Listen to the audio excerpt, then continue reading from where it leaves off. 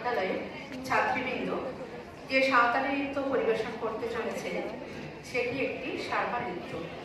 আদিবাসী সাঁওতাল সম্প্রদায়ের সামাজিক উৎসব সহরাই পর্বে অনুষ্ঠিত এক ধরনের সাঁওতালি নৃত্য, যার বাংলা অর্থ আদিবাসী সাঁওতাল সমাজে সহরাই পরবের সবচেয়ে বড় পরব হিসেবে বলা হয় হাতি লেখান পরব। অর্থাৎ প্রাণী জগতে হাতি যেমন সর্ববৃহৎ প্রাণী, আদিবাসী সাঁওতাল সমাজে সর্ববৃহৎ আনন্দ উৎসব এই সহরাই পরব।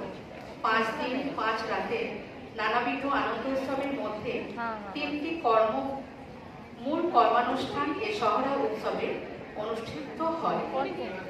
প্রথম দিনে শুরু হয় উৎসবের গড় পূজার মধ্য দিয়ে। দ্বিতীয় দিনে পরিবারের কুলদেবতার পুজো হয়। তৃতীয় দিনে কন্যা এবং ভগিনী স্থানীয় বিবাহিতা মেয়েদের পিত্রালয়ের পরিবারে সসম্মানে আমন্ত্রণ জানানো হয়। এই 3টি মূল কর্মকাণ্ডে বিশ্লেষণ করলে যা দাঁড়ায় তা হলো এটি মূলত শক্তি আরাধনারই 3টি রূপ। এই 3 শক্তি হলো পশু শক্তি, দেব শক্তি এবং নারী শক্তি। ধন্যবাদ।